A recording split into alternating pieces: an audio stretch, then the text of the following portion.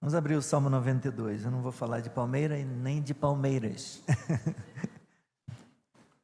Se falar de Palmeiras, eu falaria do Fluminense, que é melhor.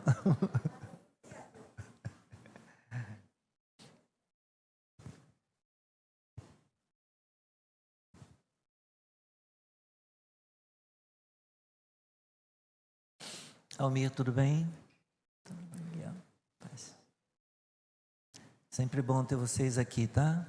A esposa também.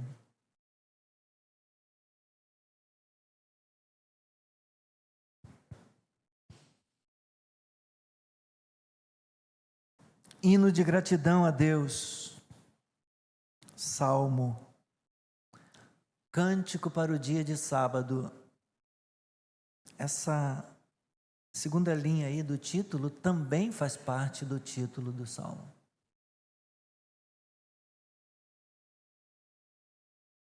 Bom é render graças ao Senhor e cantar louvores ao teu nome, ó Altíssimo. Anunciar de manhã a tua misericórdia e durante as noites a tua fidelidade, com instrumentos de 10 cordas e ao som da lira e com a solenidade da harpa. Pois me alegraste, Senhor, com os teus feitos, exultarei nas obras das tuas mãos. Como são grandes, Senhor, as tuas obras, os teus pensamentos, que profundos. O tolo não compreende e o insensato não percebe isto. Ainda que os ímpios brotem como a erva e floresçam, todos os que praticam a iniquidade serão destruídos para sempre. Mas tu, Senhor, és o Altíssimo eternamente. Eis que os teus inimigos, Senhor, eis que os teus inimigos perecerão, serão dispersos todos os que praticam a iniquidade. Porém, tu exaltas o meu poder como do boi selvagem, derramas sobre mim o óleo fresco. Os meus olhos veem a derrota dos inimigos que me espreitam, e os meus ouvidos escutam os gritos dos malfeitores que contra mim se levantam. O justo florescerá como a palmeira, crescerá como o cedro do Líbano. Plantados na casa do Senhor, florescerão nos átrios do nosso Deus. Na velhice ainda darão frutos, serão cheios de seiva e de verdor, para anunciar que o Senhor é reto, Ele é a minha rocha e nele não há injustiça. Aleluia, aleluia. Louvado seja o Senhor. Seja bendita, abençoada a leitura da palavra, nosso Deus. Mais uma vez, na tua presença, Senhor, em santo temor e reverência, nos quedamos aos teus pés como Maria, Senhor, desejosos, ávidos por aprender, ávidos por ouvir o Senhor falar, ávidos por sorver, Senhor, toda a essência daquilo que o Senhor, da tua verdade e daquilo que o Senhor quer nos transmitir. Fala-nos e te ouviremos, Senhor. Ó Deus, exorta-nos e nos submeteremos. Ordena, Senhor, e obedeceremos a ti. Que o Senhor seja glorificado, a tua igreja seja edificada, e que esse instrumento, Senhor, aqui, seja usado e não atrapalhe a tua obra, Senhor, em nome de Jesus. Podeis sentar.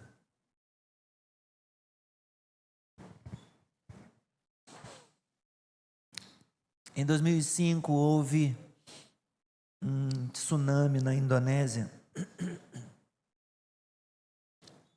Esse tsunami é um desastre natural, normalmente é a consequência que vem após um terremoto. Depois de um terremoto, então acontece uma reação e ondas gigantes se formam e são devastadoras.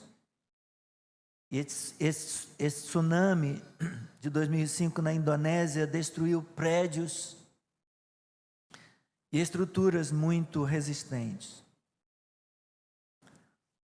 Entretanto, embora tenha havido mortes, há relatos de uma mulher que teria sobrevivido agarrada a uma palmeira, permanecendo 5 dias agarradas ao tronco de uma palmeira. A força da natureza em sua fúria,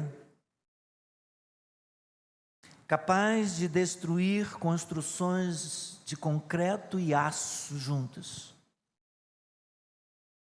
não conseguiu derrubar uma palmeira.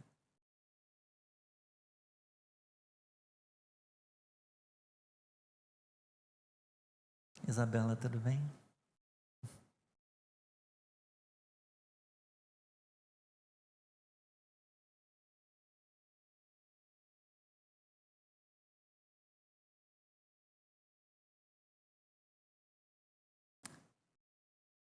Mas esse salmo não é sobre palmeira, não é sobre cedro.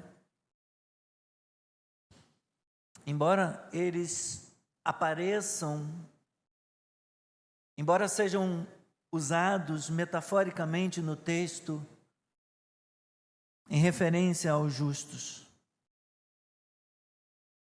Este salmo é um hino de louvor a Deus, um cântico que celebra a bênção da instituição do dia de sábado, celebra de modo específico a instituição do dia de sábado como um dia de adoração em Israel. O foco do salmo está na adoração a Deus e o centro do salmo está no versículo 8, onde o salmista, o cantor, o músico diz: mas tu, Senhor, és o Altíssimo eternamente. Ele endereça a sua adoração, o seu louvor a esse Deus Altíssimo e eterno. E todo o restante do salmo se desenvolve em torno deste centro da adoração àquele que é eterno, Altíssimo, da adoração àquele que é digno.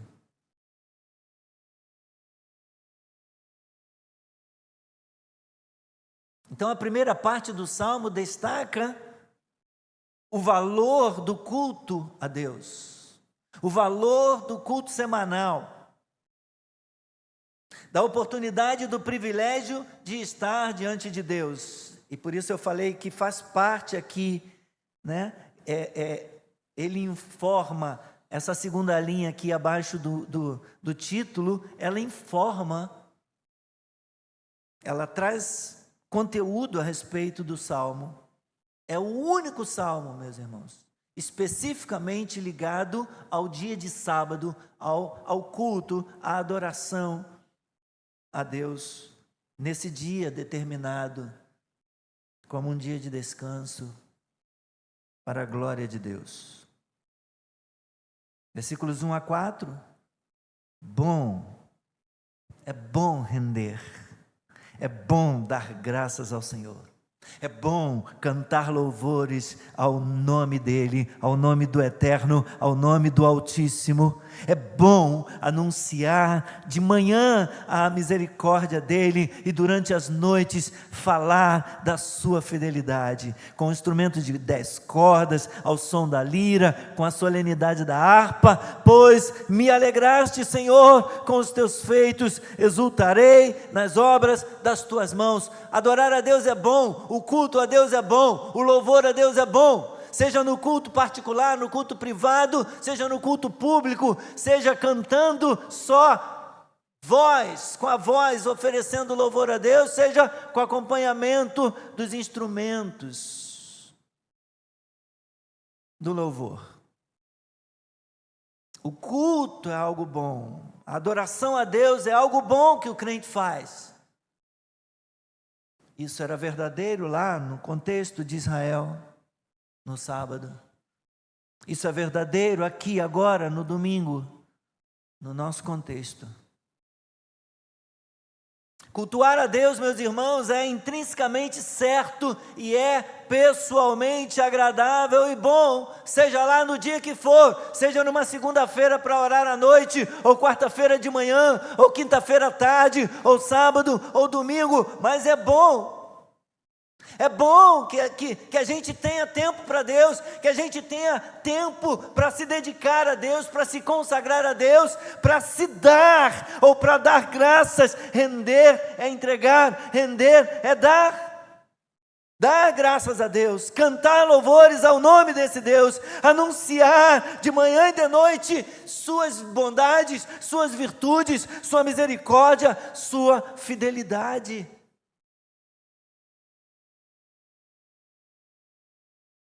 Observe que no versículo 4, mostra a religião como algo muito pessoal. Me alegraste com os teus feitos, por isso eu exultarei. Tem paralelo nos versículos 10 e 11, tu exaltas o meu poder. Derramas sobre mim um óleo fresco, é pessoal. Os meus olhos veem a derrota dos inimigos que me espreitam, e os meus ouvidos escutam os gritos dos malfeitores que contra mim se levantam.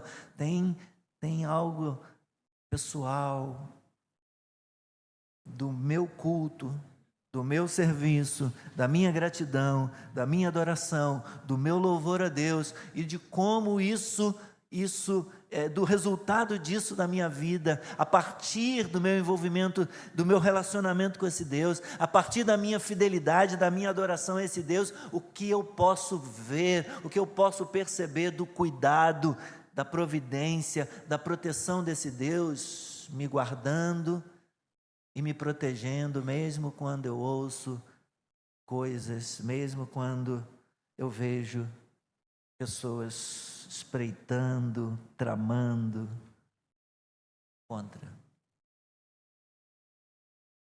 Podemos perceber, meus irmãos, portanto, o caráter pessoal desse relacionamento com Deus.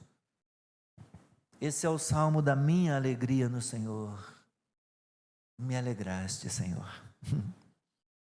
Versículo 4. Pois me alegraste.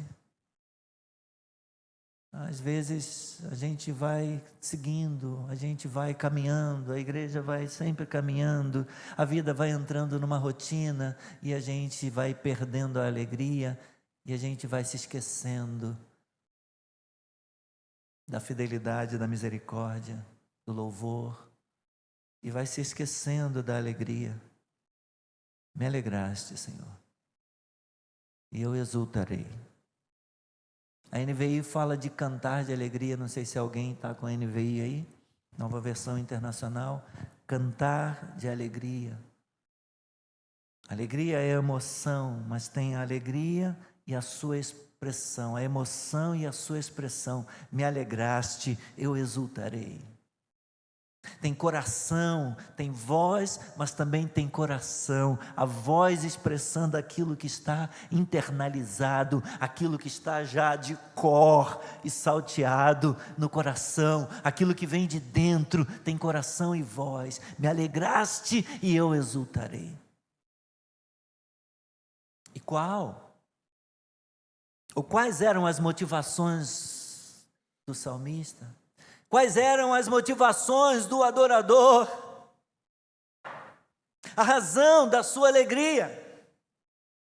Se alegrava e exultava naquilo que Deus faz, naquilo que Deus é. Ele é o Altíssimo, mas também naquilo que Deus faz. Eles exultavam pelos feitos, pelas obras de Deus. Eles não perdiam de vista a criação, eles não perdiam de vista a providência, o cuidado de Deus com o seu povo. Eles não perdiam de vista a redenção por causa da aliança. Jamais eles se esqueciam disso. E nós também, meus irmãos, devemos nos alegrar pelos feitos grandiosos de Deus por nós. E em virtude disso, sermos encorajados a dar graças, a cantar louvores, a anunciar todo tempo, dia e noite, Ele é misericordioso, Ele é fiel, Ele é misericordioso, Ele é fiel. O meu Deus, o Altíssimo, Ele é misericordioso, Ele é fiel. Precisamos nos lembrar disso, precisamos saber disso, para podermos anunciar isso dia e noite, todo o tempo, meus irmãos. À medida que caminhamos. Então, versículos 5 a 11. O salmista vai traçar um contraste entre os fiéis e os infiéis, entre o piedoso e o ímpio. Como são grandes, Senhor, as tuas obras. Os teus pensamentos, quão profundos, ou que profundidade. O tolo não compreende, o insensato não percebe. Ainda que os ímpios brotem como a erva e floresçam, todos os que praticam a iniquidade serão destruídos para sempre. Mas tu, Senhor, tu és o Altíssimo eternamente. Mas olha, veja, os teus inimigos perecerão, serão dispersos todos os que praticam a iniquidade. Então essa seção aqui, esse bloco de versículos, traça um contraste entre aqueles que são infiéis, que rejeitam a Deus, mesmo que ainda possam estar na congregação.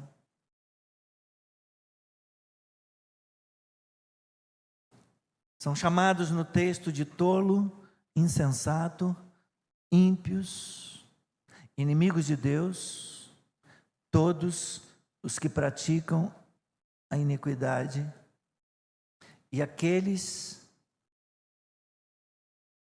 em contraste, que se agarram, que se apegam a Deus em amor e confiança, estão em um outro lado ou em um outro patamar.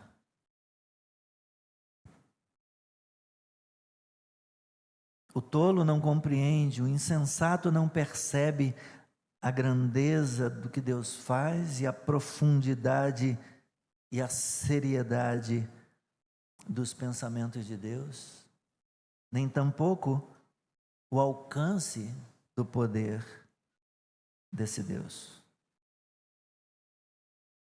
Ele usa de modo aqui,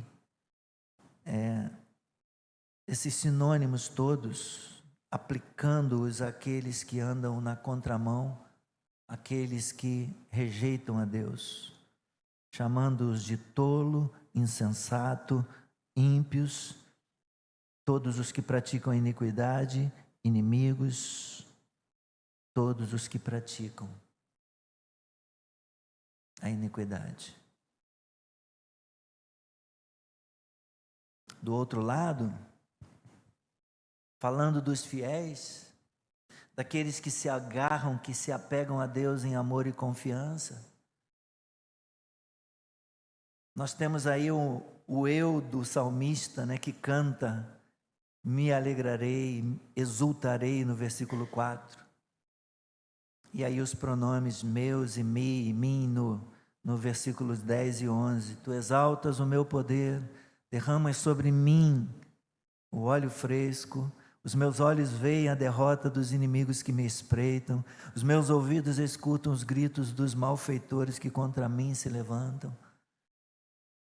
Então, de um lado o fiel celebra, o fiel se alegra nesse Deus, e celebra a vitória desse Deus, e canta a proteção desse Deus, ainda que ele tenha conhecimento que há pessoas que gritam contra ele, que há pessoas que tramam contra ele, que há pessoas que querem o seu mal, que querem lhe ferir, mas ele canta, ele se alegra, porque ele tem prazer em estar na presença de Deus, em servir esse Deus. Os infiéis são incapazes de compreender os iníquos, os maus, os pecadores, são incapazes de compreender que não importa o quanto prosperem num determinado momento da sua vida, no final, o que vai prevalecer é a vontade de Deus. O Senhor trará juízo, o Senhor trará julgamento sobre aqueles que o desprezam, incluindo aqueles dentre o seu povo que desprezam a sua aliança, que desprezam a sua palavra, que desprezam a sua presença.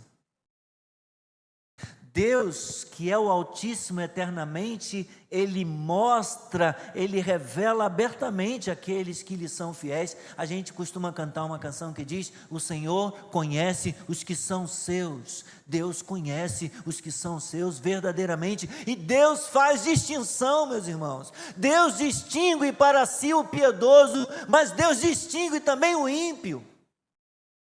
Deus estabelece quem é quem. E a forma como vive também mostra isso. Então, diz aí no versículo 10: tu, porém, exaltas o meu poder. Deus mostra, Deus dá destaque no poder do fiel como do boi selvagem.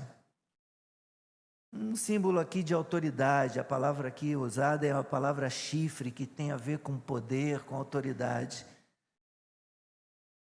Deus destaca: derrama sobre mim um óleo fresco, permite que os meus olhos vejam a derrota daqueles que estão contra mim, permite que os meus ouvidos ouçam o grito de desespero dos malfeitores, o ruído, o barulho dos que contra mim se levantam. Então, meus irmãos, o Deus Altíssimo mostra aqueles que lhe são fiéis, exaltando ou engrandecendo o seu poder.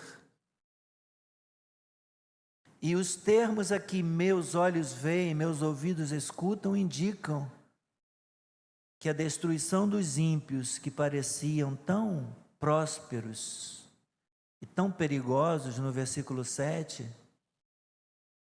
fazem justiça à forma como os fiéis se mantiveram, a forma como os fiéis guardaram sua lealdade a Deus, mesmo diante da sedução, da tentação de ceder aos infiéis. Que às vezes pessoas dizem: de que valeu a pena ser fiel a Deus? De que valeu a pena eu me manter leal? De que valeu a pena, para que eu me mantive íntegro diante de Deus? Vale a pena continuar fiel a Deus, vale a pena continuar íntegro diante de Deus, porque Deus vê isso, meus irmãos, e Deus exalta isso. Deus exalta isso. Então, aqui no versículo 9, nós vemos uma ênfase bíblica. Os ímpios, os que praticam a iniquidade, isso é repetido no versículo 9, mas aparece também no versículo 7. Os ímpios, os que praticam a iniquidade, são os mesmos tornados inimigos do Senhor, que perecerão, esses todos que praticam a iniquidade.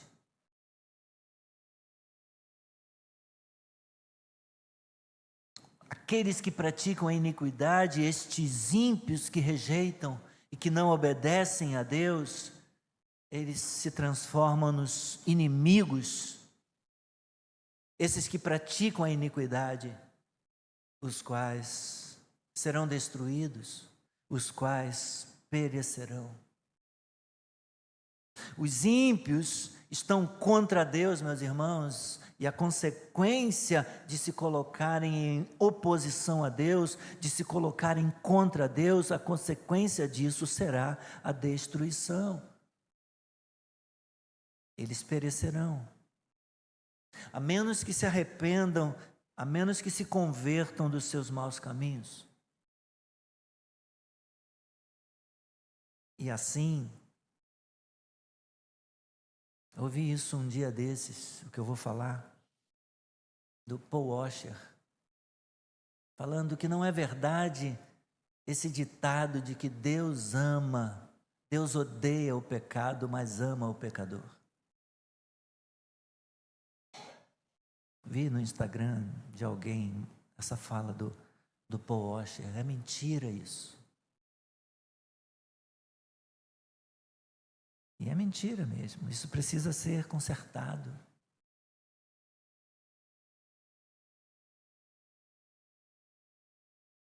Essa máxima ou ditado de que Deus odeia o pecado, mas ama o pecador, precisa ser corrigida, se for a máxima, ou corrigido, se for o ditado. Que aqueles que se põem contra o Senhor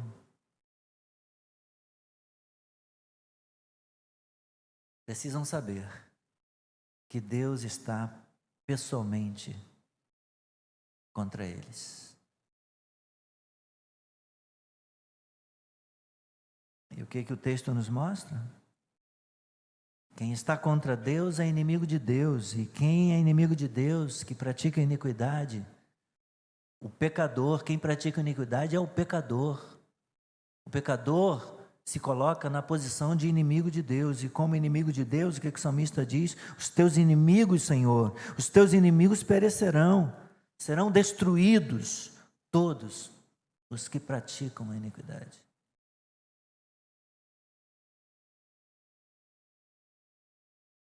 Deus odeia o pecado, e se o pecador não se arrepender, será odiado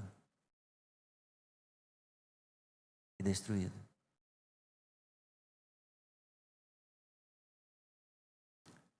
Deus ama o pecador no sentido de que Ele enviou o seu Filho ao mundo para morrer na cruz. Deus amou o mundo desta maneira. Deus amou todos desta maneira, na cruz.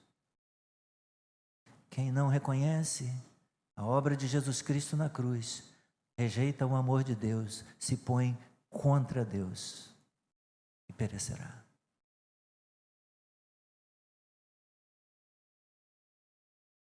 Para terminar, vamos para a última parte, versículos 12 a 15.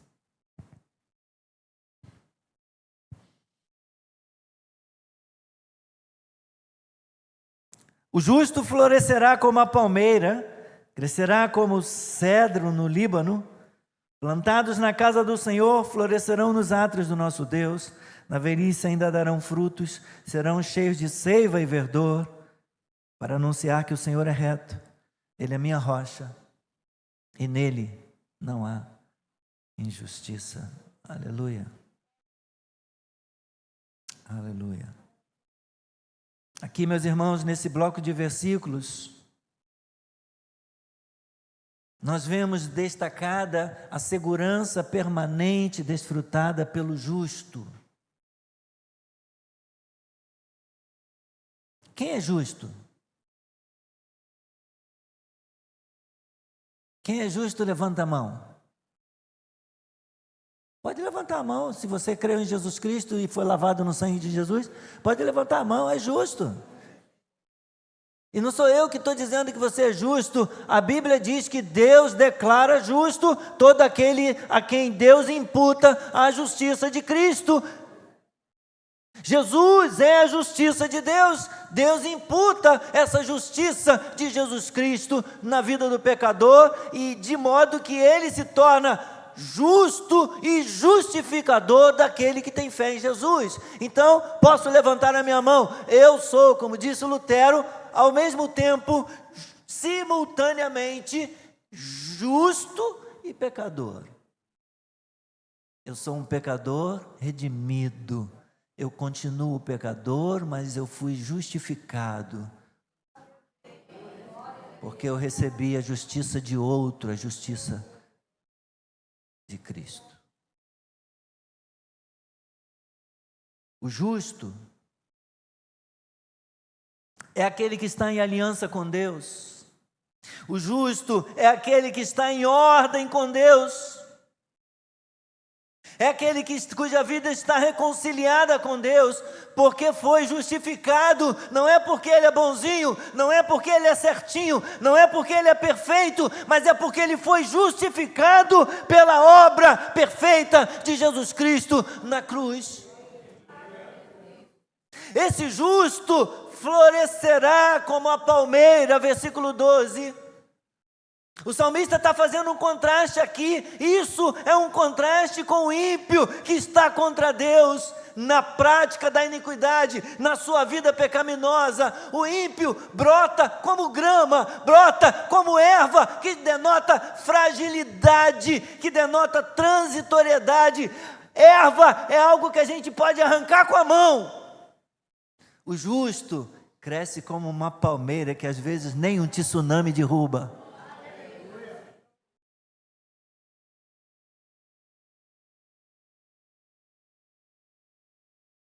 O justo cresce como uma palmeira, denotando vida longa e imponente, com um crescimento que se dirige ao céu.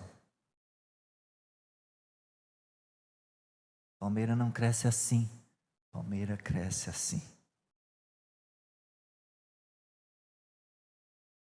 A palmeira cresce alta e suas raízes são profundas. O cedro também cresce alto. E ao usar palmeira e cedro no Salmo, o escritor sagrado está transmitindo uma imagem de força, de dignidade e de durabilidade.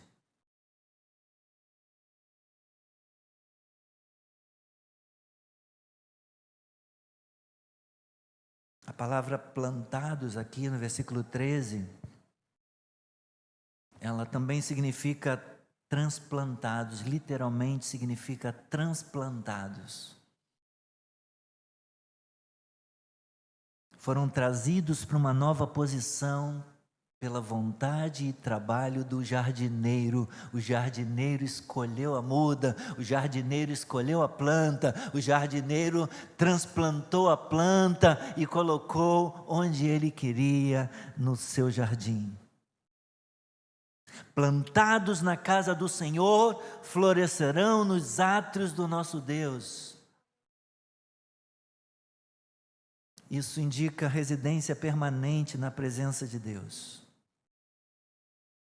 E isso também faz contraste, meus irmãos. Isso também está em oposição ao florescimento temporário do ímpio.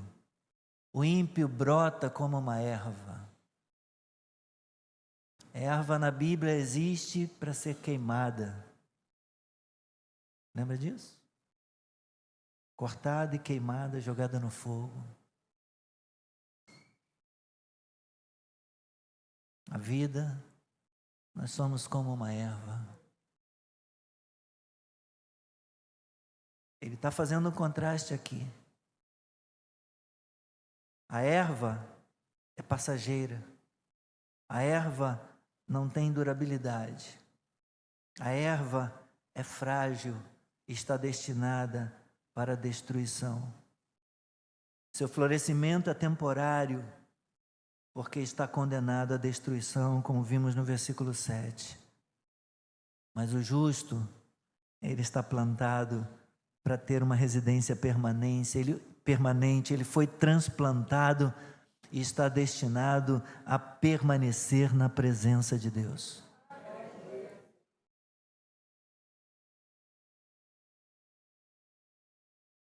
Nós lemos o Salmo 23. Lembra como é que termina o Salmo 23, no versículo 6? Sem abrir a Bíblia, lembra? correram lá. Habitaremos na casa do Senhor para todo sempre.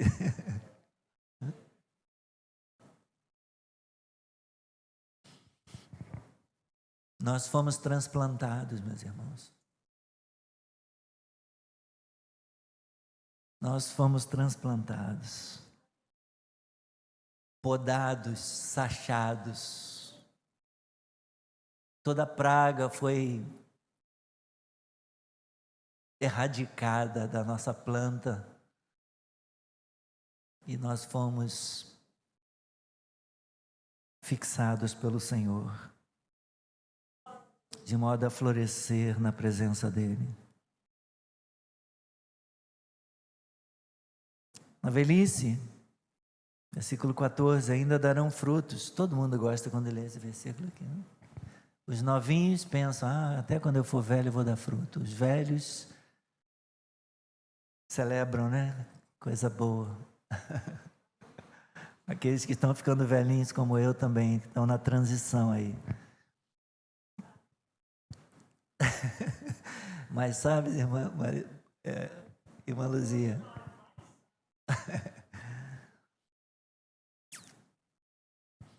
é exatamente isso, indicação de que a maturidade e a sabedoria que vem, ou pelo menos deveria vir com a idade, são preservadas e combinadas com o vigor, com a vitalidade da juventude. Vamos envelhecer, mas o Senhor nos permitirá amadurecer, sem perder um pouco da pujança, da determinação do jovem, com propósito.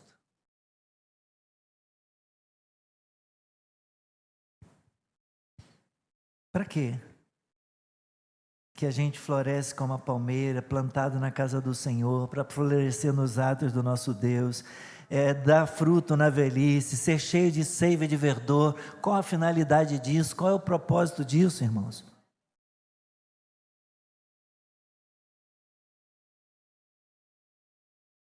Ele diz no versículo 15.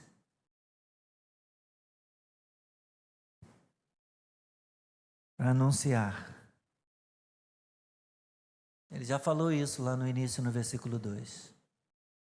Para anunciar, de manhã e de noite, para anunciar por toda a eternidade, para anunciar as virtudes daquele que nos chamou das trevas para a luz, daquele que nos tirou de uma terra de maldição, de uma terra de pecaminosidade, de uma terra de trevas. Ele nos tirou e nos transportou, o jardineiro nos transportou para o jardim do Filho do seu amor, para o reino do Filho do seu amor.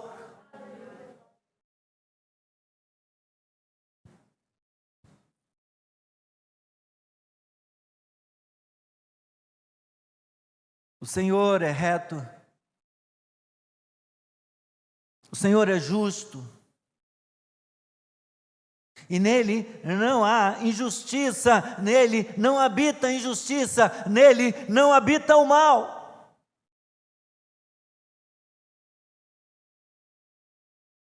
E é por essa razão que é seguro, é certo, é líquido e certo que os ímpios serão julgados e punidos, enquanto os justos habitarão para sempre com Deus e se deleitarão na abundância de paz.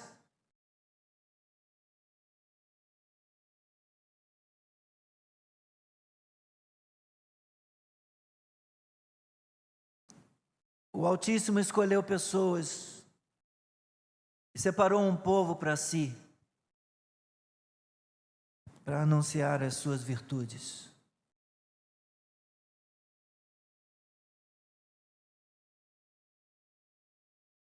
O Carson diz que anunciar aqui significa inclinar-se a proclamar, estar inclinado a proclamar. Cabe, meus irmãos, cabe aos fiéis, cabe ao povo comprado pelo Senhor, anunciar, conforme destacado no versículo 2. Anunciar com alegria a perfeita fidelidade, a misericórdia e a justiça de Deus.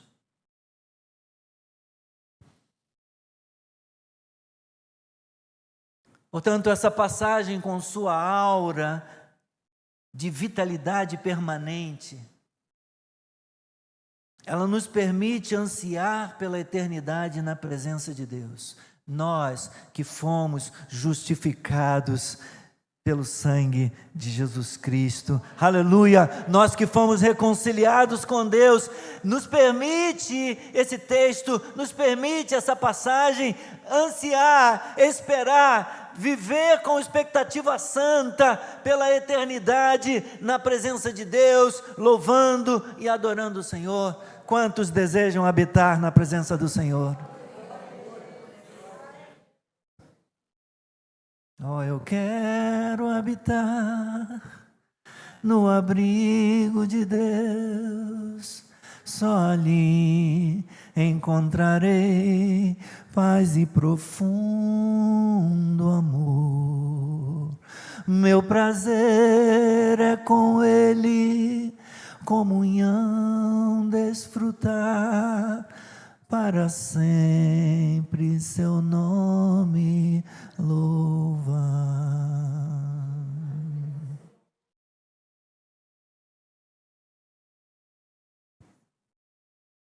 Hebreus 4:9 diz: resta ainda um sábado para o povo de Deus.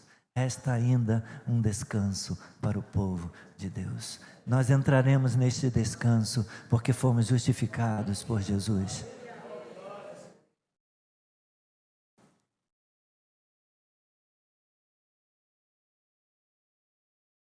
A Bíblia quer nos ensinar, meus irmãos, através desse salmo, que no culto, na adoração, na presença de Deus, nós recebemos a força da misericórdia e da fidelidade de Deus.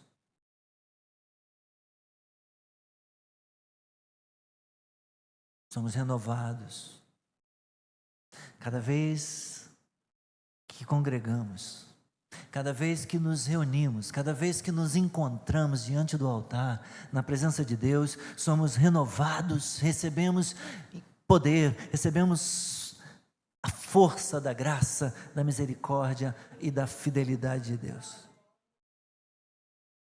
É claro que há dias em que a gente se pergunta se ainda vale a pena ir ao culto.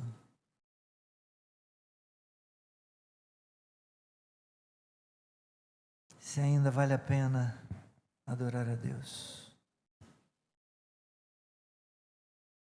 Se importa fazer o culto no lar, ter um tempo de oração no quarto secreto. Há dias que a gente se sente cansado e desanimado. Mas, meus irmãos, devemos nos lembrar e, apesar dos desânimos, apesar desses dias em que a gente fica se questionando se vale a pena continuar, nós devemos nos lembrar e nos concentrar naquilo que Deus fez por nós em Jesus Cristo e no Deus que é fiel às suas promessas. Um dia Deus fará justiça sobre os maus, sobre os ímpios. E nós que recebemos a justiça de Cristo, nós, os crentes em Jesus, floresceremos na força e no poder da ressurreição de Jesus Cristo. Aleluia.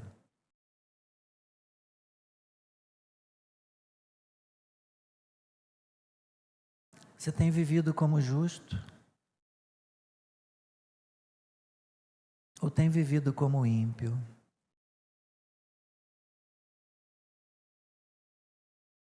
Você tem vivido em aliança com Deus,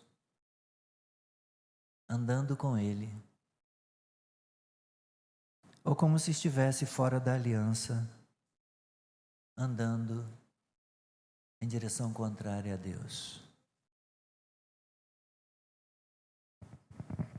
Se você tem vivido como justo, eu quero te encorajar, agarre-se firmemente a Cristo. Agarre-se firmemente ao seu Evangelho. E o poder da ressurreição de Jesus Cristo operará na sua vida. E não haverá tsunami neste mundo que te destruirá. Um dia você ouvirá: entra no gozo do teu Senhor, servo bom e fiel.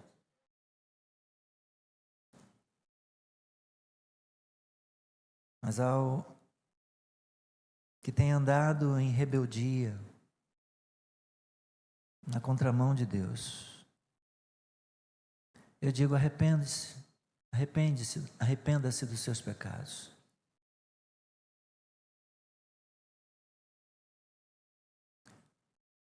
Ou você vai ser destruído.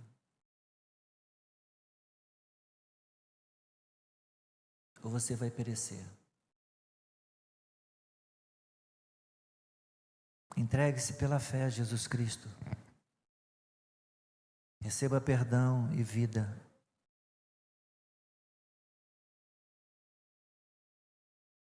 Em nome de Jesus. Obrigado, Senhor, pela tua palavra.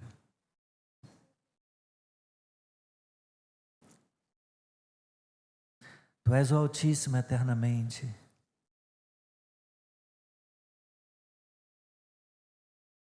Escolhestes um povo para si. Escolheste salvar pela graça, mediante a fé em Jesus Cristo. E eu quero te adorar por isso. Obrigado. Por me trazer aos pés de Cristo. Por me trazer à cruz. Obrigado, Jesus. E se porventura houver alguém aqui nesta manhã que está andando em rejeição, em rebeldia, na tua contramão,